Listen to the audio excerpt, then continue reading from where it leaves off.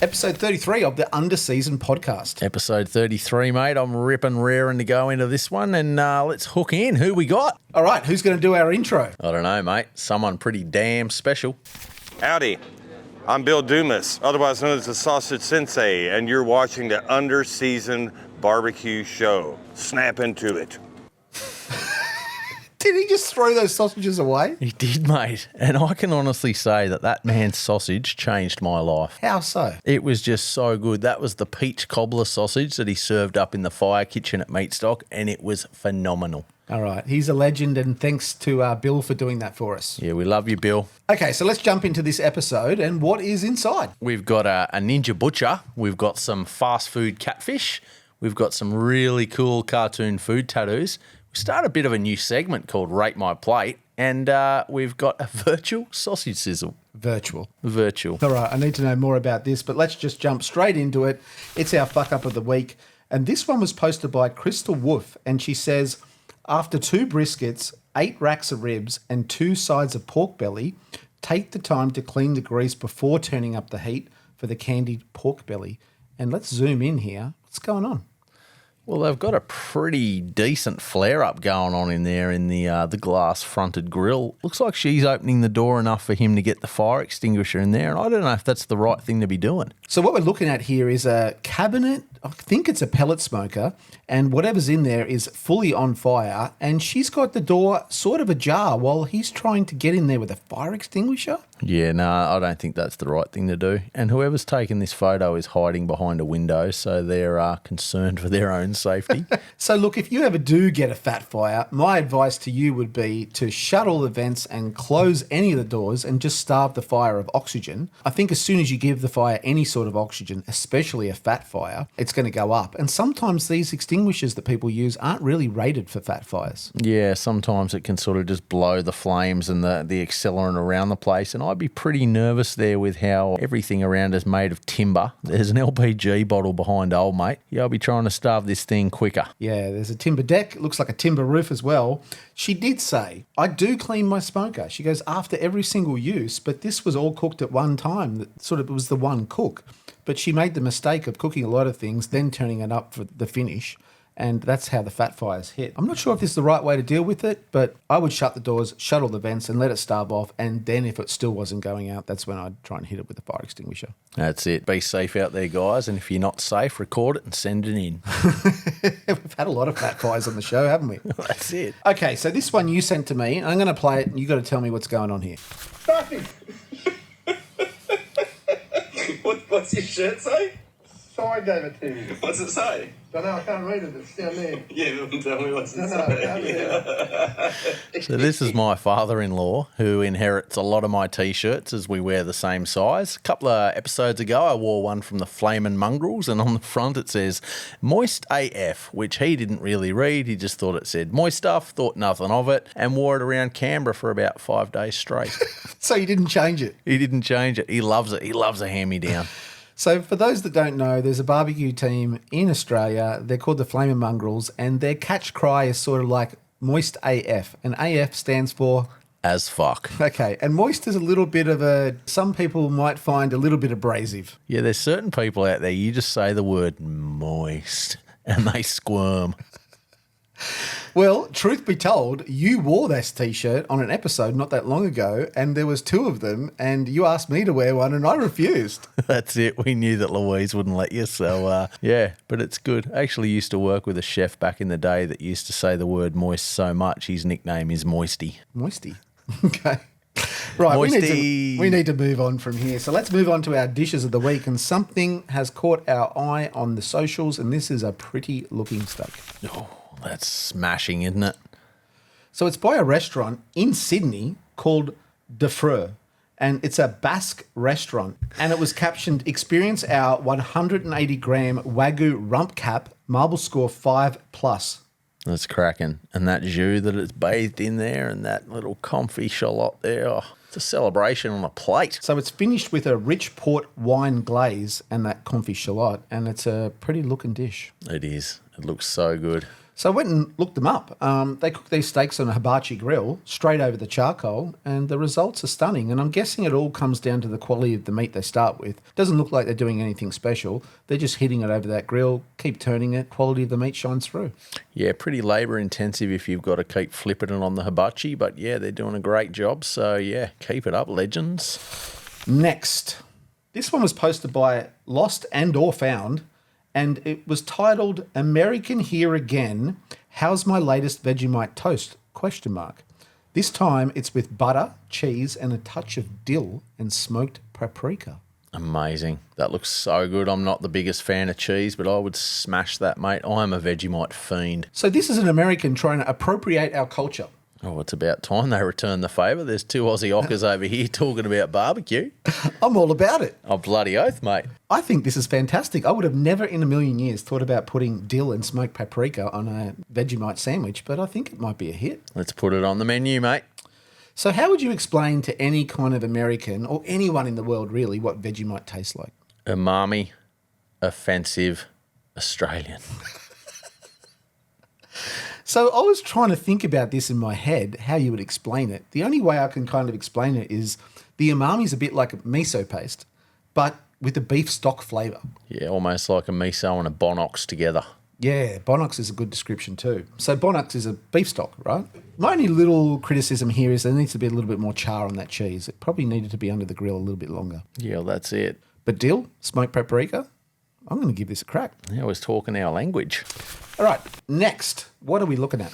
Oh, we've got a beautiful big rack of pork ribs here. Nice pullback on the bone. Some of those are sun-baked chips and some barbecue sauce by the look of that. Yeah, so it was posted by Simon Steggles, and it looks like a pretty fantastic rack of ribs, or is it? Ooh, the plot thickens. So Simon says, the greatest cake ever made on a barbecue, courtesy of Mel Moore from Old Man Moore Barbecue Team at this weekend's Lazy Bastards Cook-Off, and let's watch the video. I can't believe this is cake. That's so good. Although the chopping board's not cake, so you lose points there, mate. The last one was the chopping board, wasn't it? Yeah, that's it. But they've even got the nice big pullback on the bone there. They've given the bone that sort of smoky, burnt texture going on. And yeah, the attention to detail is smashing. So it's a cook-off at the Lazy Buzzards, which is a camping and guest house property in Lincolnshire in the UK. That's a name we've heard of. Yeah, we're starting to get a fair bit of traction from Lincolnshire. I think in the last episode we featured that metal fabricator Flint. I think he was from Lincolnshire too. Yeah. So in the comments, Edward says, I wish my actual ribs looked like that, let alone cake. Fair enough. But no, it looks good. I'd love to know what flavours are going on in there. Looks like a chocolate cake. Yeah, chocolate cake with a bit of a cherry glaze, you reckon? Yeah, looks great. So this was the cross section. Now, I've met these people before. I think they're a husband and wife team. I met them at the Smoke and Fire Festival. If you want to know more about them, Tuffy Stone has a video on YouTube where he does a freestyle barbecue competition in the UK, and he kind of goes through how the whole competition works, and they feature on that video. So if you want to find out a bit more, hunt that video down on YouTube, and you can find out more about these guys. But this is a really stunning looking pork rib cake. Yeah, I mean, you've got my sweet tooth hankering now. Okay, videos of the week. I'm just going to turn this one back up again, and you're going to tell me what's going on. Listen to the K track, doesn't it, mate? Bit of catfishing going on there. It's a bit of a recurring theme in this episode. But no, we've got our great mate from over in New Zealand, Stacey Hart. His Instagram handle is Firefighters Can Cook. He's a firefighter by day and quite often takes care of the crew feeds and cooks up some amazing things on the work site. There's been a few videos where he's gotten to the plate up stage of his dishes and the fire alarm's gone off, so they've had to suit up and get out there and serve the community. But yeah, you'll struggle to find someone more passionate than Stacey when it comes to his cooking. We love to see this sort of thing. So this is an open invitation. If you're at work and you're cooking and you're doing cool stuff like this and you're a firefighter or anyone on the front lines, send it in. We'd love to feature it on the show. That's it. We'll start a new segment, Smoko Cook-Ups, and we'll see what we can get. All right, let's move on to the next one. Now, this one was posted by Joseph Jelly. He says, looking to improve, thoughts on my technique. Let's watch. Whoa, that head's gone. This is impressive. That's a nice pedicure too.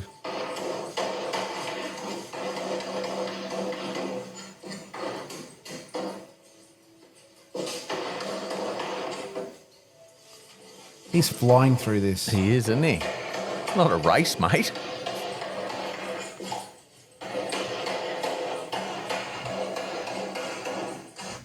Wow. I'm going to turn the sound down. What's your thoughts there? That's a huge chicken for a start. I'd like to know if he's still got all his fingers and if his nickname's Stumpy. So this is a butcher. He's breaking down a chicken and he's broken it down pretty well and he's done it in record time. That's it. Old mate sitting there filming. He's about to say, mate, I wanted the bird whole. So one guy in the comments, Bouncing, he says, I give it a 1 thumbs up because if I'd had to cut it like that, the other one would have gone. Fair. So there was a lot of other butchers in the comments kind of giving a bit of a crap saying that, you know, this is not sustainable. You're eventually going to hurt yourself. You know, you want to elongate your career and doing this day in and day out is going to add to things like, you know, RSI. But I think he's just doing it for the video. He's doing it for the gram, mate, getting the view count up. Everyone else out there, do better. Okay, on to failed or nailed. Failed or nailed? I love this one, and a few of them I've got to give you some context before I ask for the fail or the nail. So this is where I throw you in the deep end, but this one here, I think I need to give you a bit of context. It was posted by Pretty Leader. He says pork butt for Easter. He used apple wood, and then he will be reheating it later in a crock pot on Sunday for brunch. And if you go to the close-up here, this thing looks like it's laid up in hospital on life support. He's got more probes in this thing than someone who's about to go. Well, that's it. And with the amount of probing he's done to it, I'm going to go ahead and say nailed because you would struggle to overcook that thing now.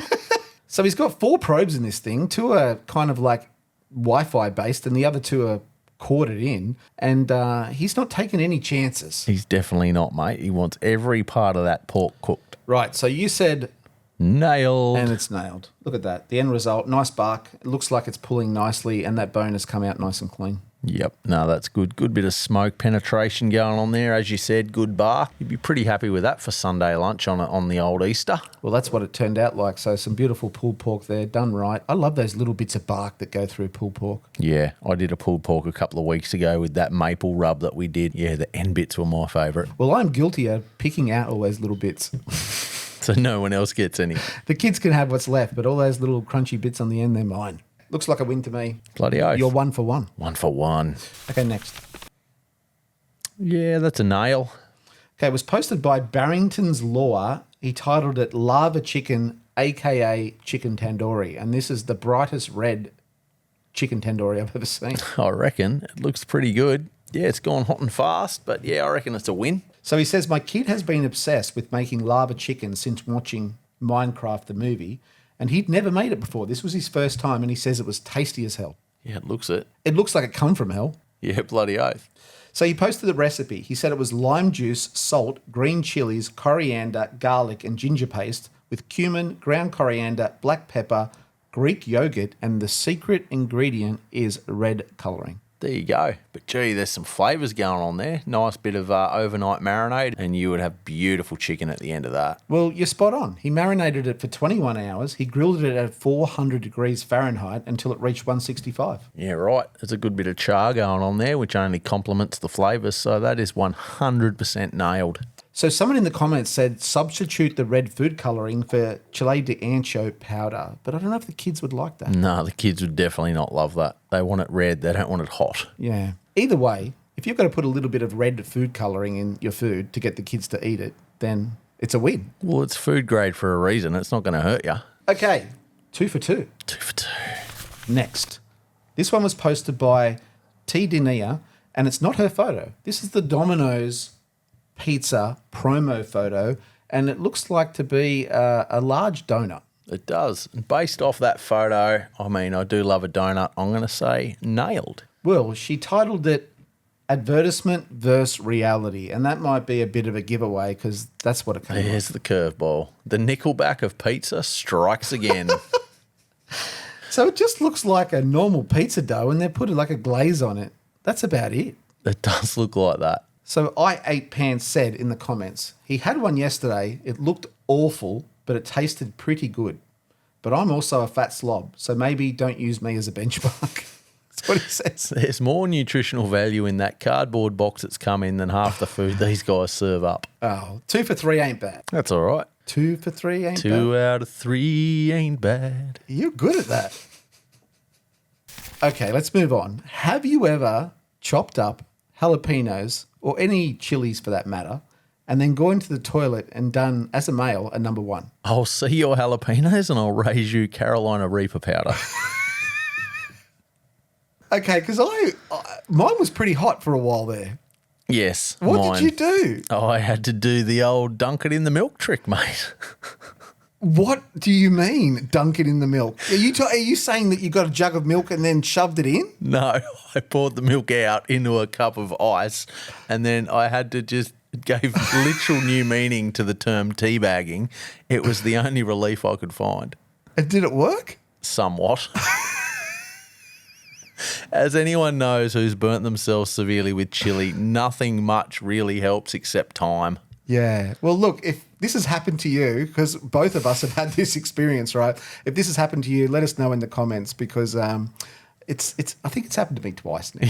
You never I didn't learn the first time. Yeah, no, because you think, oh, no, I've washed my hands, I'll be sweet as, but that soap and water has not gotten rid of whatever it is in there that fucking makes the chili hot. No, and as you walk out of the toilet, you're sort of like, uh-oh, made a mistake. It's a big uh-oh too. I'm in for the next 30 minutes of uncomfortableness. Yep. Okay, moving on. There's a solution to this problem now, because Costco Guide has posted this. Now, what they say is, at Costco, you can now get pre-prepared jalapeno poppers. They're bacon-wrapped jalapeno poppers stuffed with cream cheese, ready to go.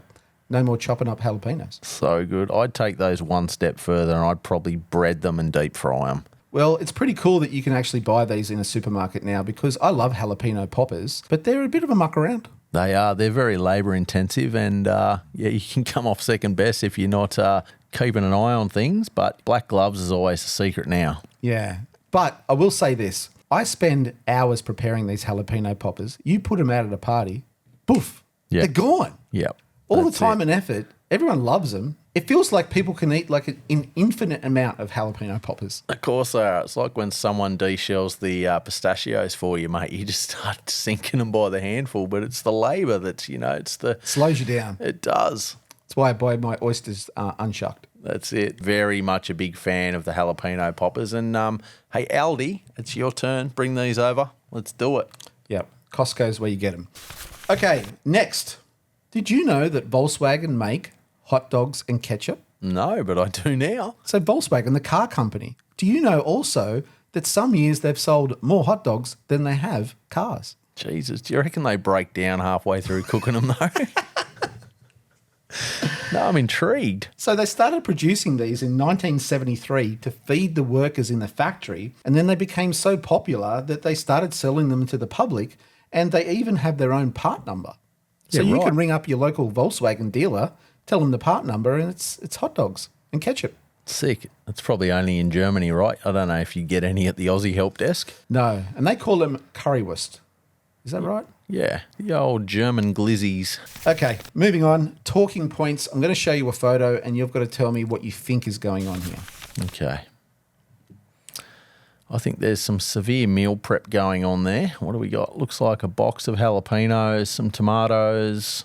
Someone's making some sauce. Sauce? Is that your final answer? Sauce. Let's lock Right, it in. Lock it in. So this photo was posted by Spikeball Skylar, and she said, "The salsa business is growing.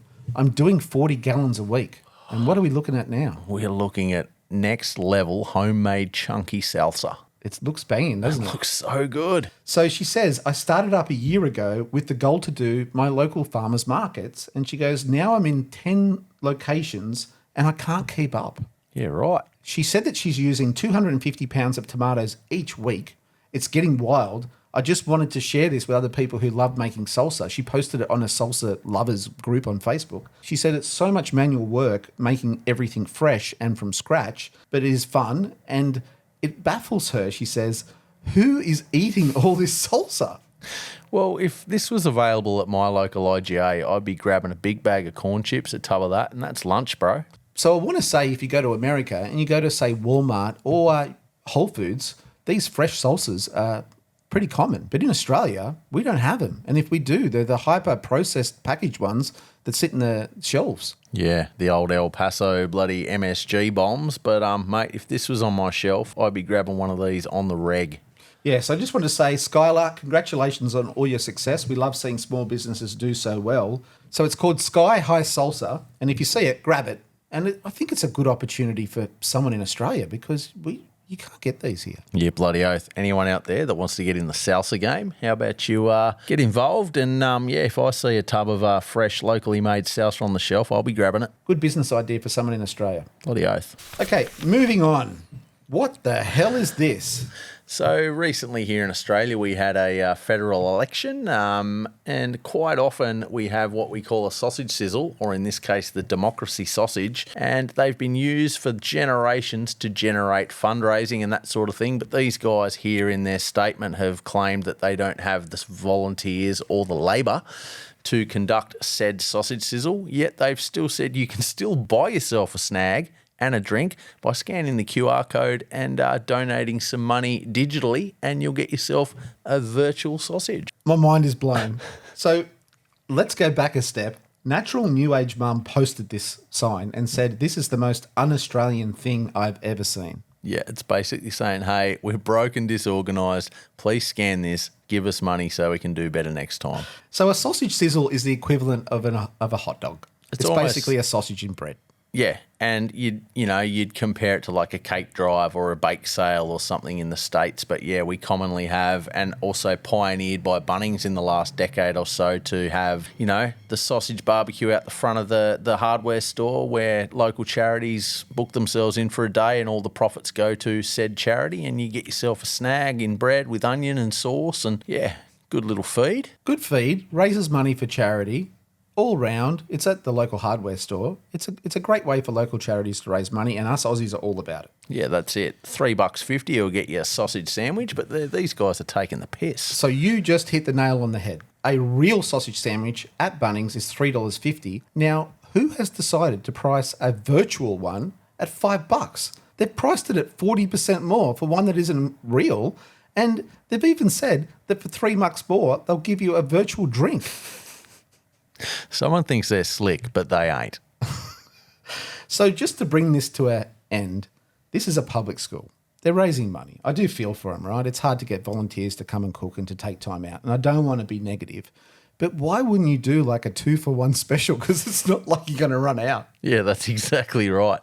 So let us know. Have you ever bought a virtual sausage sizzle to raise money for charity? I can't say I ever have.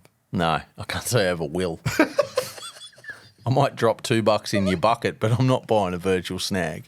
Especially when you've got to go through the whole rigmarole of scanning in the QR code, filling in all the details. Bro, I'm pretty sure after COVID, no motherfuckers scanning QR codes anymore. Yeah. Okay, so moving on. How long would you expect to line up for a platter of barbecue that looked like this? Look, I'm going to be completely honest. I fucking hate lining up for anything. But for something like this, oh, geez, you'd have to say an hour. Yeah. Oh, I would even line up for 2. This looks smashing. It's a beautiful platter of barbecue. It's a lot of bright colours on there as well. We've got ribs, we've got turkey, we've got the sausage, we've got brisket. It's a fantastic looking plate of barbecue with all the trimmings and all the sides. And it's by a top 25 barbecue restaurant in San Juan called GW's Barbecue. So the hype is real. They're a top 25 restaurant. But they've just got this 1-star review. Yeah, right. It's fresh 14 minutes ago. So they screenshotted it, they've posted it to their Facebook page. Let's read it. Ridiculous how they make you wait in line without the possibility of sitting down. She says, my husband's in line waiting over 20 minutes. I can't sit down with my kids. I have to stand in line with him. Waiting time is not worth it. The line goes all the way across the restaurant. She goes on and on and on. She makes a heap of disparaging remarks and she gives them 1 star. Yeah, right. Well, it always comes down to the if you don't like it, stay the fuck at home. So I really feel for GW's here because it's a very successful restaurant. Obviously, people line up really early to be the first in line, to be able to get the barbecue first and to get their first choice of seating. That's the way it works.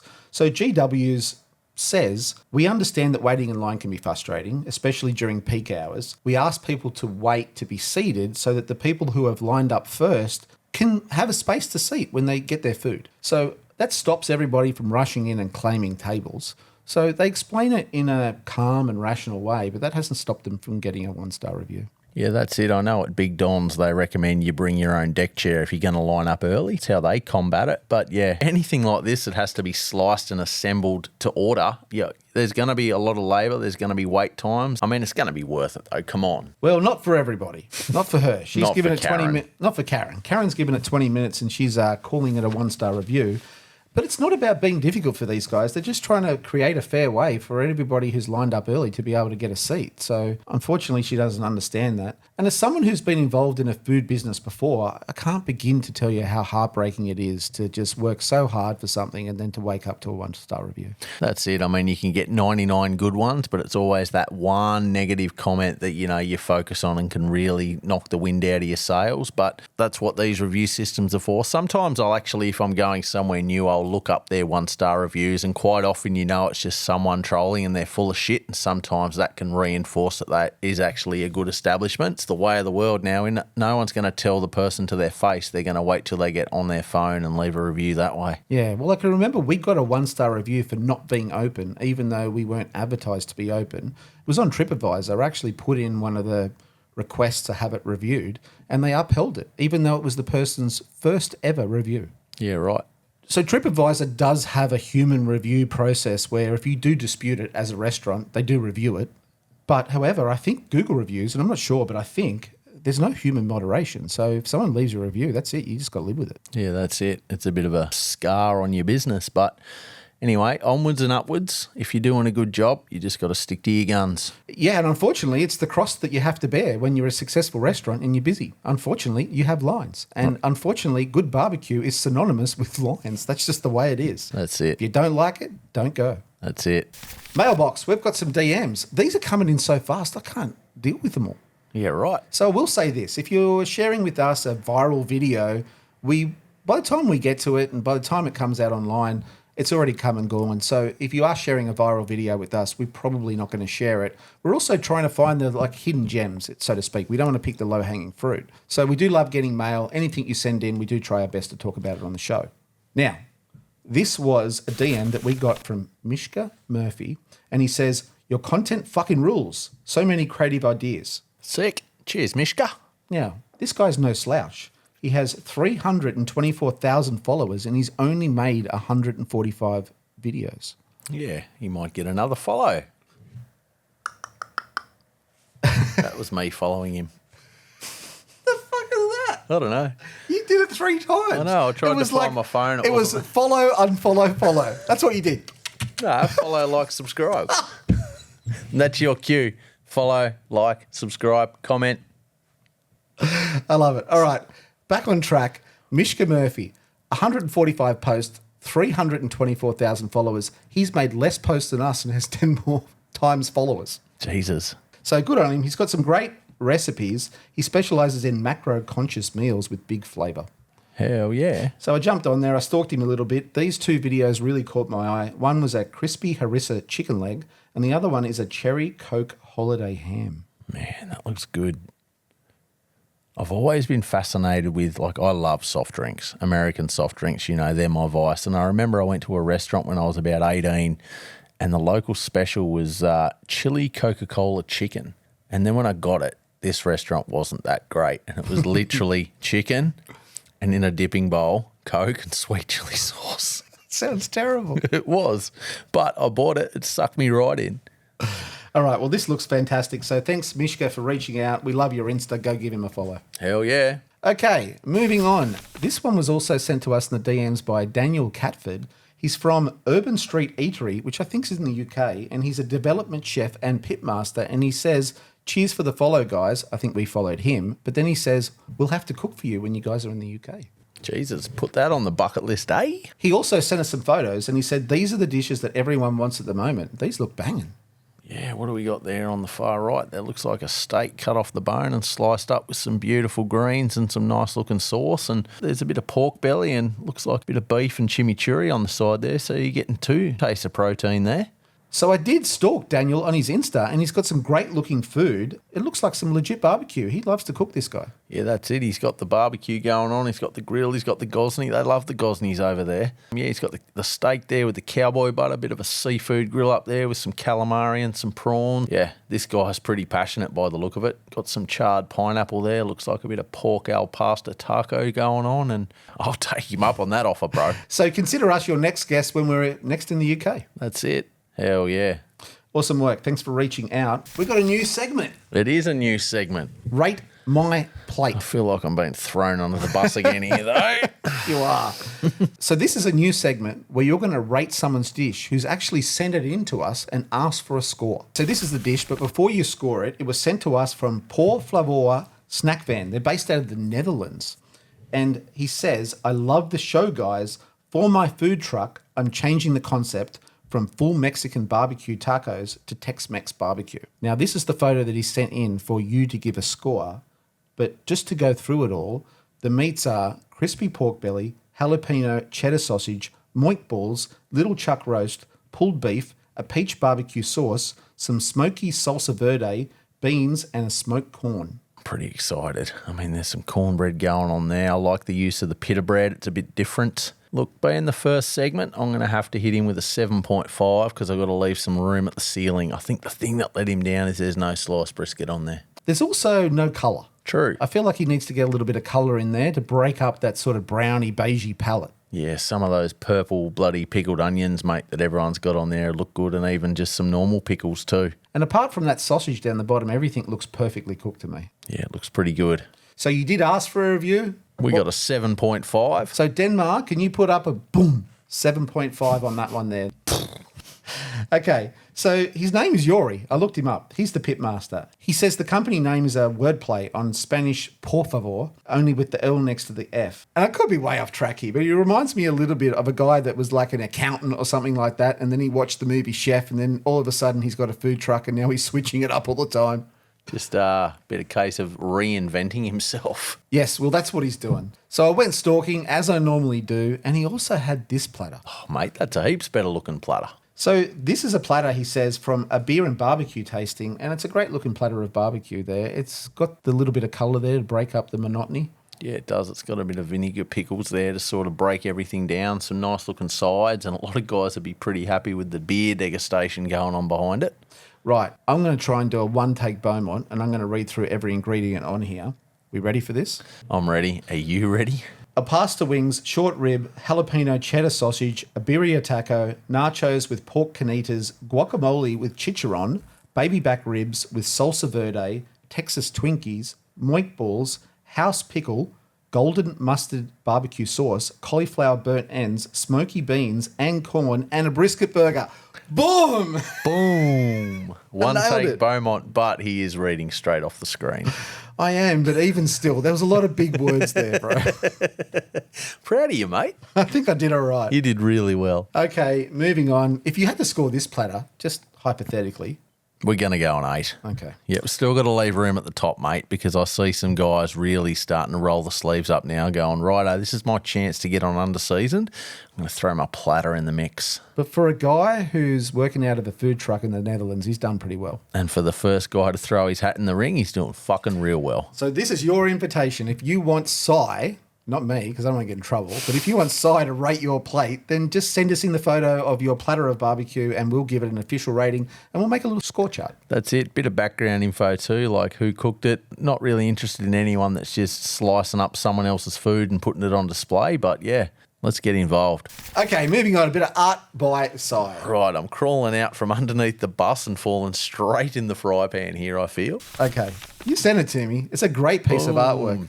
This is for our buddy over the ditch, Stiff the Mouldy. This one is done for him to showcase his latest rub creation called Aquadesiac. Now, this is a bit of a cheeky nod to a very notorious fishing trip the boys had 12 months ago where they actually got caught fishing in a marine reserve where there was no fishing allowed. Steph copped it on the chin. He fessed up. He admitted that he'd done the wrong thing. He didn't want sympathy. And the boat pictured in the background here, he'd only just launched this vessel after fully giving it a massive overhaul.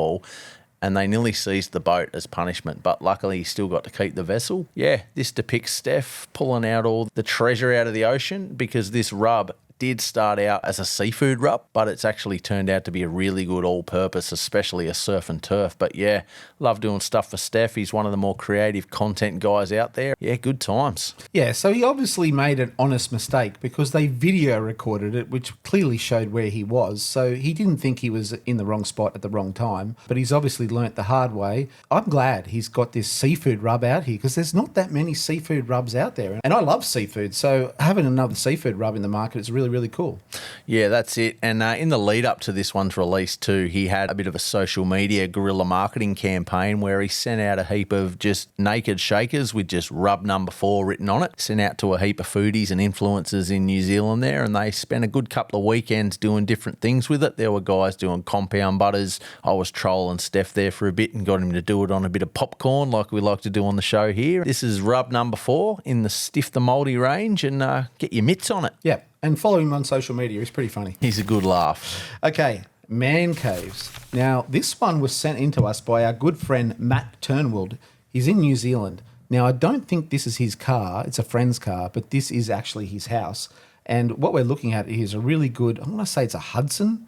It's a really great hot rod. And then as he turns into his house, which looks like a copy of a 50s diner. Yeah, bloody oath, mate. Oh, how's the Jägermeister machine there? Pour out the Jaeger at minus 18 degrees, mate. That's the start of a good or a bad night. But that's sick. This is awesome. Kiwis think about it and then do it, don't they? Bloody oath. They definitely do. But no, this is cool. Super cool execution. 50s style diner just sort of in the back of the garage there leading into the house. It's got the jukebox. Got the jukebox. Got the bar, mate. Matt's diner sign. And yeah, he got the camera in there too in case anyone plays up. Really cool. And a great looking hot rod too. Happy days. Okay, let's move on to tattoos now. This one caught my eye because they're food-related tattoos. And this one's by Ryan X. McD, and he's from Dead Ahead Tattoo in Nashville in Tennessee. Yeah, man, these are super cool, super fun little tattoos. Yeah, little jam out one shot. I love the subject matter. I love the colour saturation. And yeah, I'd cop one of these for sure. So we're looking at a hot dog and a pizza and a hamburger and an icy. Another pizza there. Pretty cool. He also did this one that I really liked. He says, Space Hog for Jeremy. That's the only context. Pretty cool tattoos. The colour saturation is really good, and I love the neons that he's using. Yeah, this one looks like a little howdy stamp that he's jammed in between a few pieces there. And no, it's cool. Nice, vibrant colours. He's got the colour palette sussed out, and he's doing it really well. Also, if you go on to ryanxmcd.bigcartel.com, he sells these really cool stickers of hot dogs and icy, popcorn. Yeah, he's got the popsicle there. This is super fun. Those glitter stickers, they're awesome. So you can jump online and buy them. They're a bit of good fun, and I love this style of tattooing. I've got quite a few food-related tattoos on me, and it's like my thing now. You have. You've got the upside-down pineapple, mate. Don't know what that means, but... That was a bad decision at 4 a.m. in the morning in Sao Paulo in Brazil. It doesn't mean what it's supposed to mean, okay? Right, all right, mate. Moving on to the next one. This one was posted by a Party Momo, and he says, I've always got an ace up my sleeve, and it's a tattoo by Nay of 7 Sins in Poland. And what are we looking at? We're looking at a bit of clever tattoo placement here. So when this guy rolls up his sleeve, it looks like it's revealing an ace. Wouldn't go playing any poker with this one, though. Might get shot. Yeah, you might get in trouble, especially over in Poland. Yeah, it's cool. So a little bit of this photo reminds me of the movie Teen Wolf. Fair call. All right, moving on to the tattoo itself. Love is watching, and watching someone die is hard.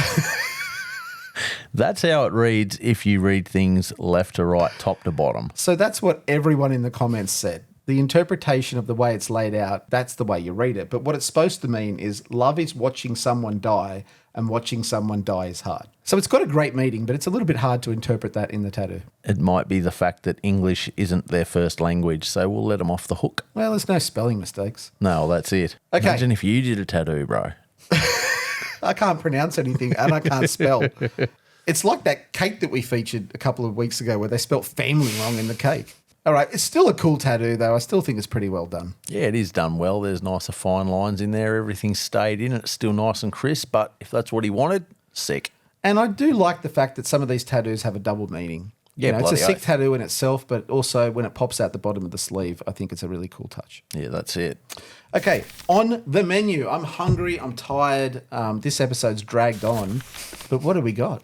We've got some competition lamb rack going on here, and this one was actually trimmed up on stage live at Meat Stock in the Butcher Wars by our good friend Paulie Sullivan, and it's made its way onto the show today, and we're going to cook this and hope we can do it some justice. So it's a very aggressive comp trim. There's It literally is. no fat. Yeah, no, there's not much fat at all. It's been Frenched right down, and I usually like to leave a bit of the fat cap on there to sort of insulate it during the cooking stage, but this is still going to be a banging dish, and let's see if we can do it some justice. Now, a rack of lamb cutlets is quintessentially Australian, New Zealand, British. You don't see it a lot in America. No, you don't, especially not to this quality anyway. They like the Dorper lambs and that over there, which are normally a little bit bigger, I suppose. But yeah, this is a beautiful little French rack. So let's go through the process here. You've hit it with a little bit of Tuffy Stone's Big Umami. Yeah, I do like my lamb to be a little bit more on the savoury side. So I've used the umami as a bit of a base. There's lots of sort of good salts and peppers going on there. And then I've hit it with some Rum and Q lamb rub, their homegrown one there, just to give it that quintessential, I guess, lamb profile. There's some rosemary, some garlic, a touch of mint in there. But yeah, when guys do the lamb in the comp, they tend to lean towards it being a little bit sweet, but that's not how I like to do my lamb. I've still got PTSD from being force-fed roast lamb and mint sauce back in the day. But yeah. I do think a lot of people that are competing in lamb in competition barbecue do kind of use the same rubs and sauces that they already use for the pork. And I think it's a mistake. I think the top teams are actually using these kind of like rosemary-based rubs that I think add to the flavour profile of the lamb way better than what a pork rub does. Yeah, that's it. I mean, it's all about getting out there and experimenting. Normally when I do a big rack, I like to treat it like a picanha almost, just heaps of salt and pepper. Cook it hot and fast after it's had a bit of a smoke bath, but we don't have the fat cap on this one, so I've got to cook it a little bit softer. So you've put it in the Traeger here. Yep, I put it in at 225 so I could hit it with the super smoke function, and it's only been in there for 45 minutes really just to get some colour on it. Which you did. You got some beautiful colour on it. Then you've got it here over a searing hot Primo grill. Yeah, it's red hot. That we've got the Heat Beads lump and the Heat Beads original briquettes there. I like to run a bit of a 50-50 mix. Just kept this thing turning so that it didn't burn. What temp did you take it to? Went to about 125 internal Fahrenheit. Okay. So you did use a temperature probe. I did, just to more so to probe for doneness and tenderness, but I also wanted to make sure this thing wasn't still going to bar when I cut into it. Okay, well, let's pull it out. Oh, it definitely looks pretty. Boom. Okay. Let's get the old meat stock knife going on. Awesome. All right, should we go in the middle? Yeah, let's do that right in the middle and spin it around and show me what you got. Okay, yep. Ooh, she's nice and pink. Pretty happy with that, mate. Done all right there, bro. One for you.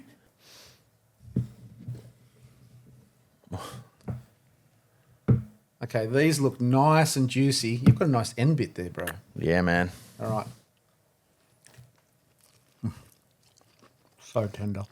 I'm happy with that. Look at the size of the bite that I've taken, and I probably chewed 7 times to get that down. It's so tender. I'm happy with that. That rub's good too.